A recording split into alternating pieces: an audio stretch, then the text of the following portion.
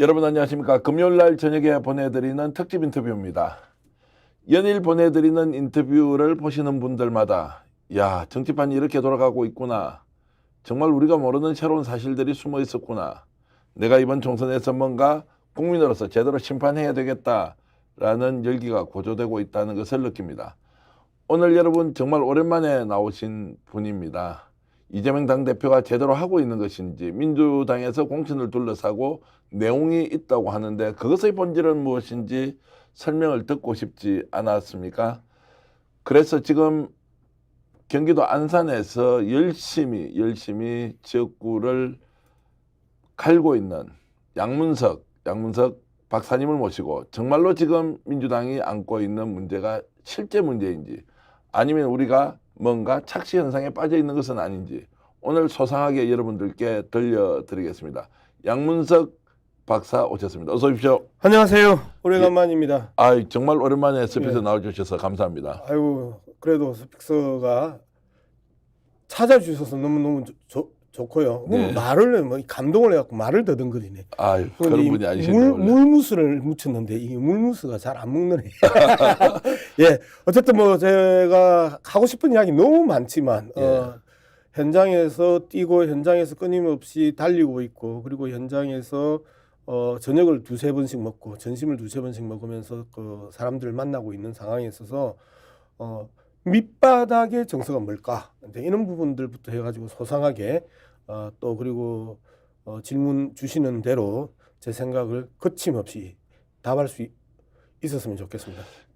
오늘 양문석 위원장 이렇게 이제 모신 이유가, 예. 양문석 박사님 모신 이유가 이재명 당대표가 이제 궁지에 몰려서 예. 사당화되고 있다. 예. 공천 과정에 문제 정말 많다. 갈등 해소 못한다. 예. 그리고 리더십 붕괴 상태다. 예. 거기다가 전직 총리까지 나서서 이재명 이러지 마라라고 하는 예. 부분에 대해서 예.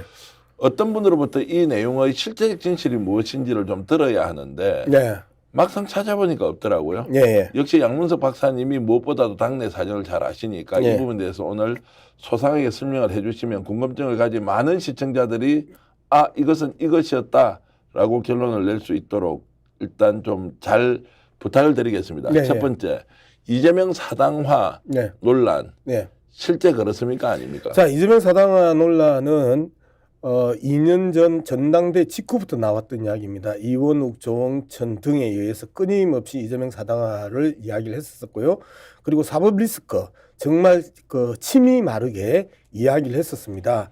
그리고 그들이 탈당 할 때까지 지금 이재명 사당화 이야기를 하고 있는 사람들은 일절 침묵했었습니다. 한 번도 이야기하지 않았던 것들이죠.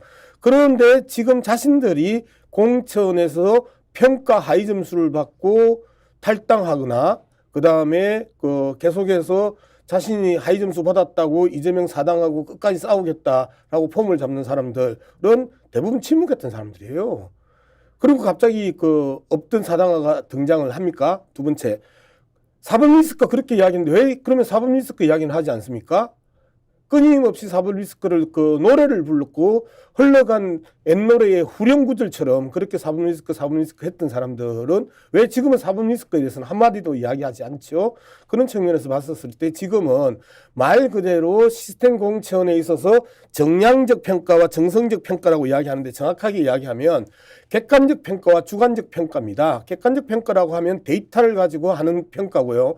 그리고 주관적 평가는 말 그대로 각각의 평판들, 지역에서 중앙당 한 사람, 그 다음에 지역당 한 사람 해갖고 두 사람이 그 지역의 민심, 특히 이제 예를 들면 상록갑 같은 경우에는 지역 민심을 들었고 그 지역 민심의 중요한 사람들한테 가가지고 전해철 의원은 그동안 어떻게 했는지, 전해철 의원의 문제는 뭔지, 전해철 의원은 뭘 잘했는지 이런 것들 평판을 쫙 들었거든요.